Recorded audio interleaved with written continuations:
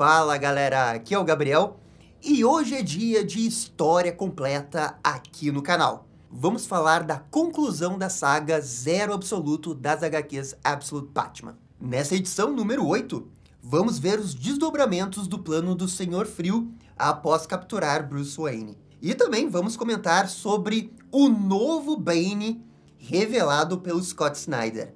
Olhem só isso daqui. O homem não só saiu da jaula, ele virou o Akira. E só antes da gente começar a história, um grande salve aqui pro João Vitor dos Santos e o Leonardo Pastora. Muito obrigado por apoiar o canal. Lembrando que nesse domingo a gente vai fazer uma live exclusiva para os membros e o convidado especial da semana é o Miguel do Piuí. Fora isso, deixa aquele bate-like, aquele bate-comentário e agora sim, bora pra história.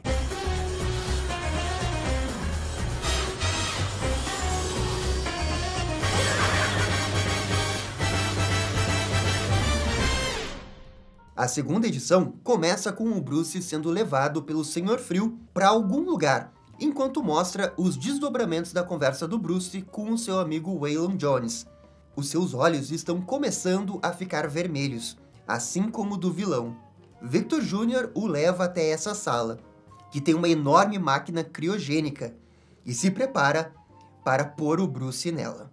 E só lembrando que o Victor tá chamando o Bruce de Pennyworth porque o Bruce mentiu sobre a sua identidade. O herói tenta se proteger ao agarrar o pescoço do vilão, e até o xinga. Só que o Bruce está sem forças nesse momento e desmaia. Quando ele acorda, se vê amarrado na máquina criogênica. O Freeze espera que ele tenha aproveitado o seu descanso, porque esse foi o último, já que a dor que ele irá sentir vai ser insuportável. Ao olhar ao redor, é revelado que Victor fez a mesma coisa com diversas outras pessoas. Só que essas outras pessoas foram congeladas voluntariamente. Elas fazem parte de uma classe rica de Gotham, e que tentando dobrar a morte de uma doença incurável, acabou decidindo ficar congelada até no futuro encontrarem uma possível cura. Sabe, como aquela teoria da conspiração que diz que o Walt Disney fez isso. Só que o Frio diz que o gelo não é a salvação de ninguém, apenas a memória da vingança. Assim, ele liga a máquina e o Bruce sente uma enorme dor imediatamente. Essa é a dor da hipotermia. É um frio que queima, segundo o Freeze. E pelos próximos 30 minutos, Bruce vai desejar a morte. Nesse momento, a HQ retorna para a conversa com os amigos do Bruce. E o nosso protagonista pede para o Waylon parar. Senão, os dois vão brigar. Só que Croc compra a briga.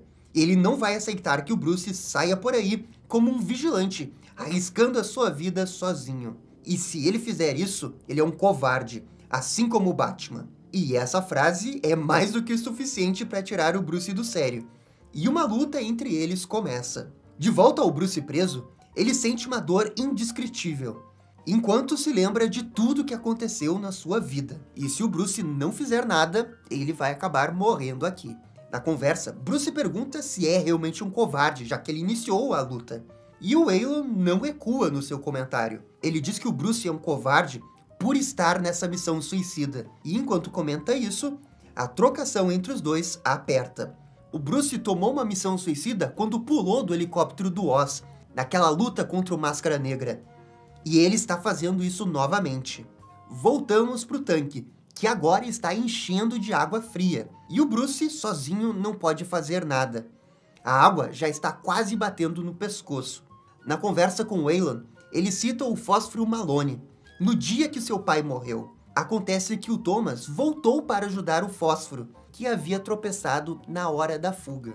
E aqui o Croc vai fazer todo um paralelo com o Fósforos Malone e com o Bruce Wayne. E que, olha, eu achei que foi um paralelo muito genial do Scott Snyder, especialmente porque no universo principal, Fósforos Malone é a outra personalidade do Bruce. Ele diz que, assim como o Bruce, o Fósforos Malone vivia uma missão suicida atrás da outra. E tudo isso por conta do que aconteceu ao pai do Bruce. Acontece que Fósforos nunca se perdoou por ter sido o culpado pela morte do Thomas Wayne. E ali no ciclo de amizade do Bruce, e o próprio Bruce nunca culpou o Fósforos Malone, mas ele pessoalmente se culpava. E agora o Waylon tá fazendo esse paralelo que a culpa que o Bruce sente é muito parecida com a culpa que o Fósforos Malone sentia. É exatamente como o Bruce se sente culpado por ter levado todos ao zoológico naquele dia. O mesmo evento moldou a vida dos dois. Waylon então pergunta se o Bruce já está consumido pela culpa, assim como Malone, e estende a sua mão. Dessa vez, Bruce aperta a mão de seu amigo e aceita o conselho. Nesse momento, Bruce tenta uma medida desesperada para sair do tanque. Ele usa a tipóia que escondia um disparador de batirangue e atira direto no vidro. E isso funciona, o vidro se racha com o batirangue. E depois, por conta da pressão da água, o vidro se quebra. Frio está no computador, conversando com uma pessoa misteriosa sobre o caso do Malone. É dito que a experiência no Malone foi fundamental para determinar que a população de Gotham possui uma predisposição genética muito boa para as experiências que eles estão fazendo em Arkham. O Frio ainda diz que ninguém suspeitou de nada. Pelo menos, ninguém que valesse a pena se preocupar. Só que quando ele diz isso, o Batman arromba a porta e faz uma piada de toque-toque. E é importante dizer que essa página aqui, que é muito bonita, foi censurada pela DC. A versão final coloca apenas o texto de knock knock, enquanto que na versão original do Scott Snyder, o Batman falava assim, knock knock, mas depois xingava o Senhor Frio. E a equipe jurídica da DC, por algum motivo, entendeu que era melhor cortar esse palavrão do Batman. O que eu acho que é a maior bobagem, a versão do Scott Snyder original é bem mais badass. O Frio fica sem entender o que o Batman tá fazendo ali. E o herói responde que escutou que ele gosta de dor. E no painel seguinte, mostra o dedo do meio, quer dizer, um lança-chamas no lugar do dedo no meio. O Frio o ataca e o herói consegue desviar, surpreso com a velocidade do seu adversário. Para desacelerá-lo, o remédio é fogo na cara do Frio mesmo. No reflexo, o vilão dá um soco no Batman, enquanto tenta conter as chamas em seu rosto. Bruce se afasta e comenta em narração que está tentando esconder as tremedeiras por causa do frio de antes. O vilão contém o fogo e dá pra ver que ele tá com muita raiva. Já o morcego decide partir pro ataque com suas asas. Victor desvia lindamente nesse painel, se pendura na parede e na sequência aplica um forte golpe direto na cabeça do Bruce, que é arremessado contra a parede. Ao se recuperar, é dito que o herói quebrou algumas costelas com esse golpe. E nesse momento, a narrativa vai ficar alternando da sequência ali do Batman com a sequência do Bruce com seus amigos. Waylon Jones incentiva o Bruce a se levantar, e na luta o Batman se levanta. É nisso que vemos o Frio se mexendo quase como se fosse uma aranha. Ele aperta um botão e liberta todos aqueles homens congelados de antes. O Waylon então pergunta se o Bruce quer morrer, e depois enfatiza sua pergunta, agora de um jeito mais firme. Ele se questiona se o Batman é só isso, é só ele confrontando o bandido como se fosse o seu pai. Em paralelo, a HQ mostra que as pessoas criogênicas estão vindo em direção ao Batman. São dezenas de pessoas que se parecem fisicamente com o Senhor Frio. O soco do morcego faz uma dessas pessoas perder a mandíbula. Eles não são muito fortes, mas eles são muitos. Voltando para o Waylon, ele fala que não foi a morte do Thomas que o tornou um herói, e sim a sua vida, o que ele fez em vida. Nisso, ele acende um fósforo e joga perto dos outros fósforos. Um grande fogo ilumina a parede, mostrando o grafite do Fósforos Malone. Waylon comenta que essa é a parte difícil, aguentar sem se deixar que o trauma destrua você. Todos ali são sobreviventes, e é por isso que ele pergunta mais uma vez ao Bruce se ele quer morrer. Num primeiro momento, Bruce responde timidamente que não, ele não quer morrer, enquanto que vemos o Batman se livrando dos criogênicos e pulando pela janela. E o Waylon pergunta novamente, e agora sim, Bruce responde firmemente. Então Waylon diz viva, e o Batman salta do prédio, fugindo do Senhor Frio dessa vez.